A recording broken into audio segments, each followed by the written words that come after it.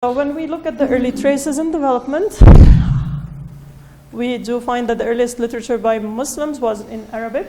It doesn't mean that everybody who was working on it was Arabic, but Arabic became a very important language for literature.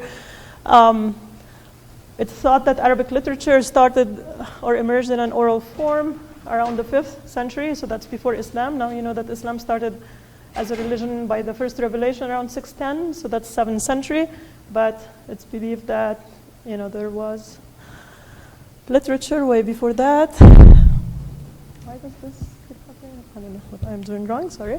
Arabic literature flourished throughout Muslim history, and it remains vibrant to the present day with both people who are poets and also writers are, usually there are many names that are famous and successful, and it's hard to get you a list, but I'm sure we can compile lists also.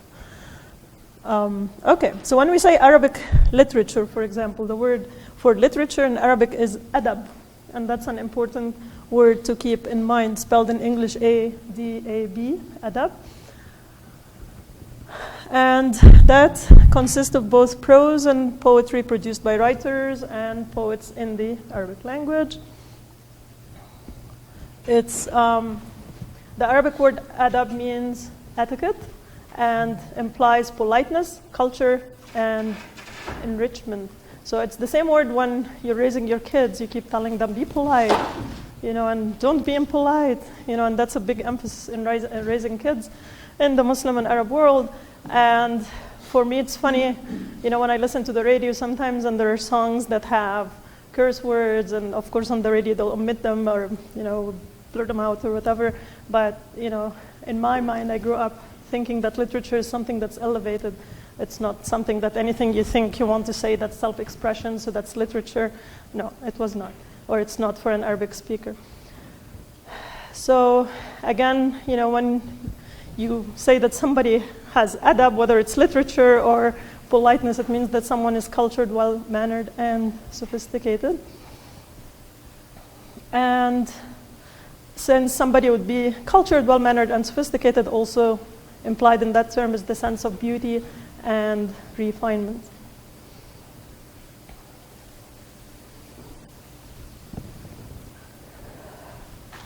So, it's hard, to come and just talk about literature today, and then on another day somebody else will talk to you about art and architecture, and because everything overlap. And of course, also, as a background, and I'm sure Khaled, I didn't attend his 2 lectures, but showed you lots of, or some, architecture and art and so on, because things do not emerge in a vacuum.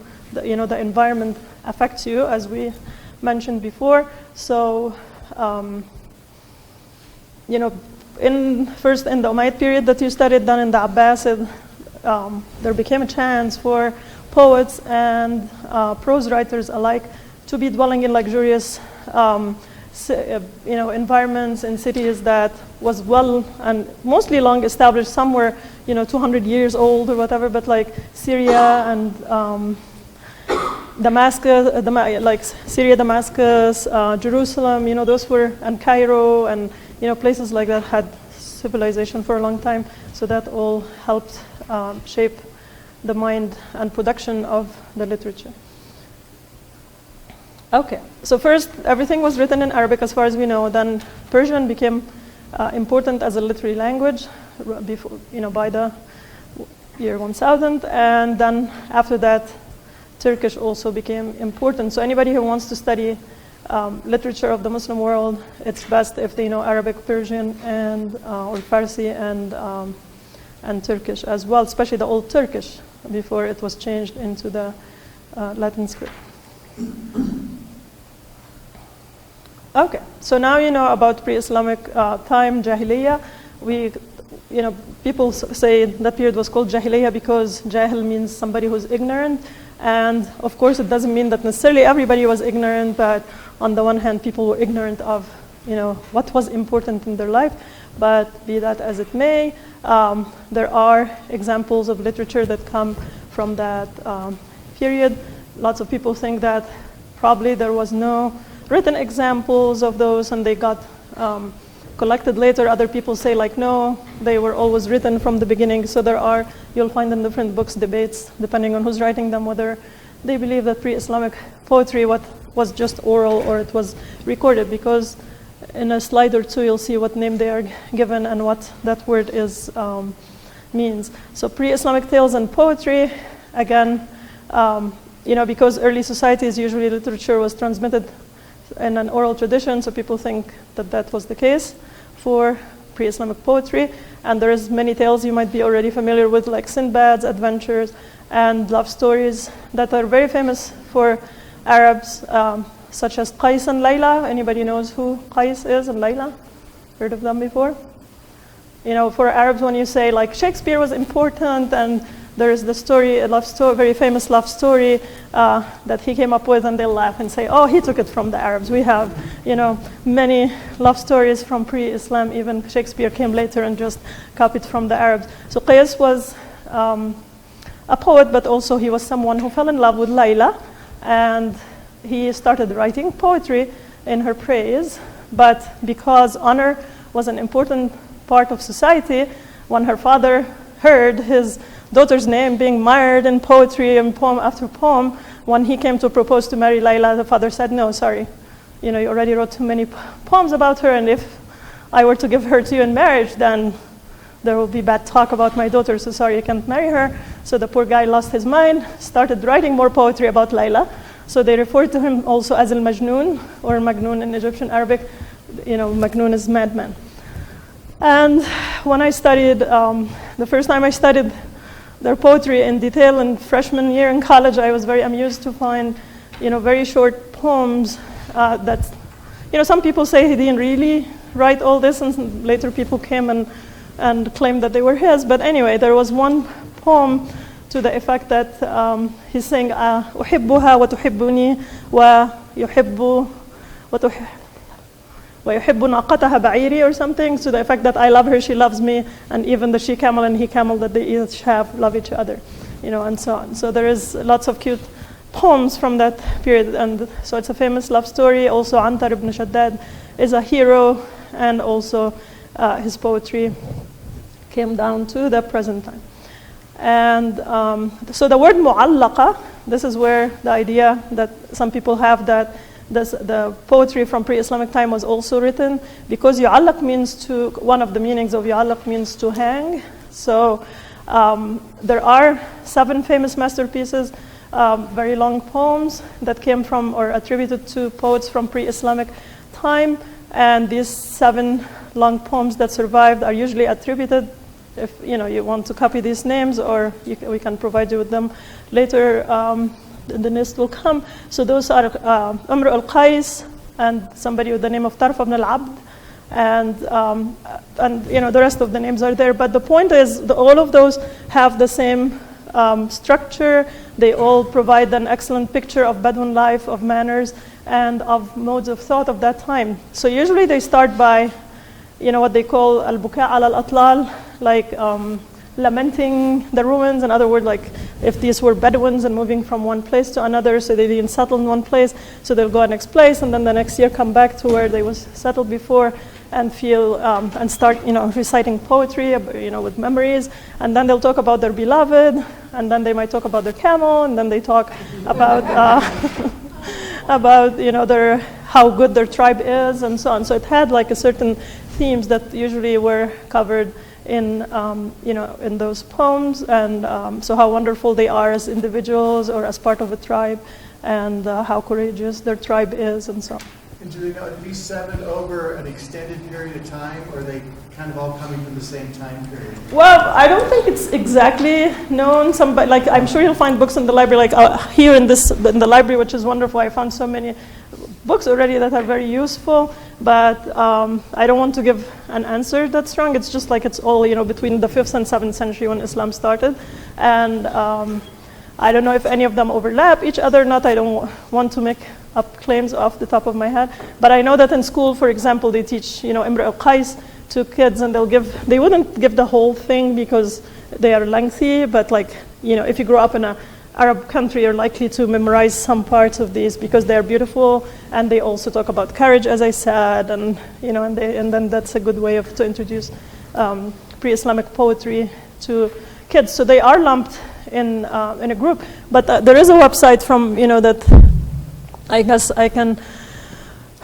we can give you the outline of this PowerPoint, and I found some information in that one website, Britannica, Encyclopedia Britannica. Although there were annoying ads that came up, but anyway, so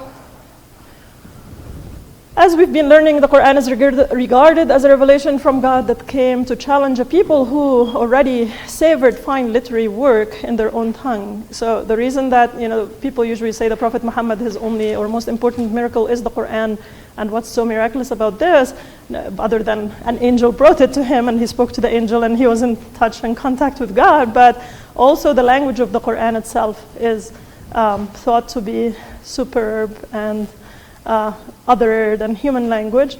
So the Quran continues to have the greatest lasting effect on Arabic, and by extension, of course, on all Muslim culture and on all literature of those countries that fell under the auspices of Islam at some point. The language of the Quran is referred to in Arabic as Fusha, or in English as classical Arabic, and Fusha, Fasih, somebody who's eloquent again.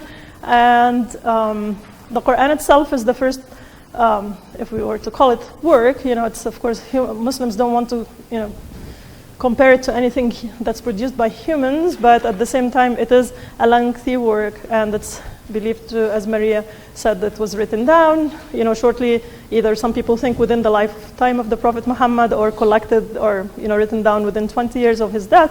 So in either case, it is the first lengthy work in the Arabic language that was made into a manuscript. Yes? Isn't Fusha also known now as Modern Standard Arabic? Well, the Modern Standard Arabic from classical Arabic? Yeah.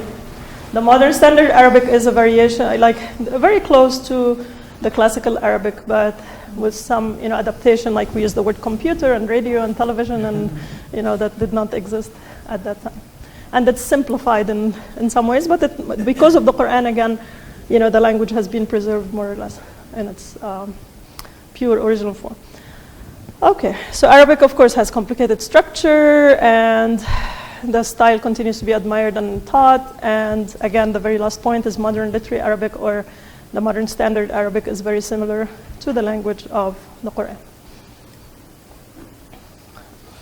Okay, so the Quran itself, if you were to study it closely and appreciate it in Arabic especially, you'll find that it contains elements of both prose and poetry, and that in Arabic is referred to as saj'a, or rhymed prose. And again, people don't dare to say that the Quran is anything. They just say it is but it's a divine book, so it's it shouldn't be classified. And Muslims consider the book to be eternal and uncreated, but that's another long argument that happened in medieval times. Mm-hmm. Going back to the languages, I was just with a Syrian friend in Europe, and she is Arabic speaking by birth, right. And she said it was an effort because she had to, the Arabic that she had to use with these cross-cultural friends, from throughout Malaysia, etc. And was that the Fushi that you were? Fusha, yeah. Fusha? Fusha.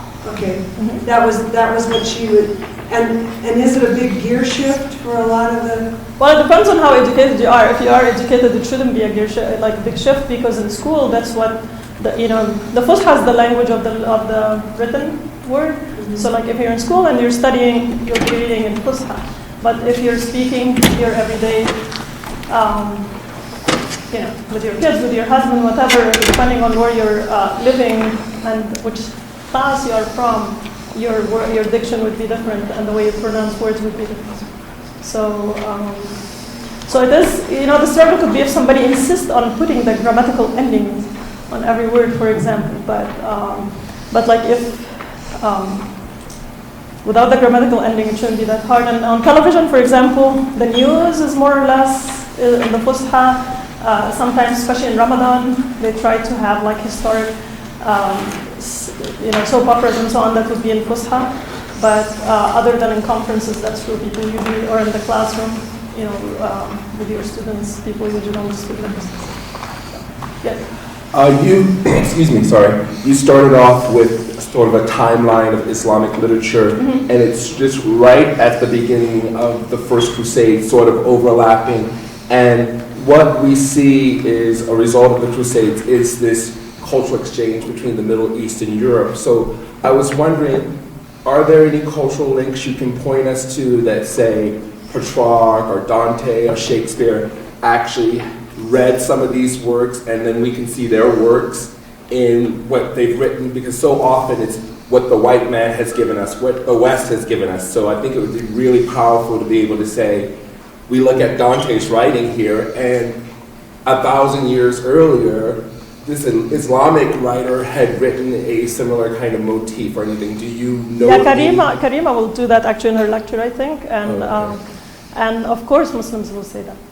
Of course, Dante was nothing but taken from Arabic work. That's what they'll say. But also, keep in mind, we still haven't come to the influence of the Crusades yet. But even in this very early period, not this very, but in a couple of slides, when we start talking about the Umayyads and the Abbasids, there was lots of translation. So Muslims already, people say the thing that most textbooks, for example, don't realize is they'll talk about, ancient Egypt, Greece, Rome, and then they'll suddenly come and say, oh, and there was medieval Europe and nothing much was happening, and then suddenly there is the Renaissance.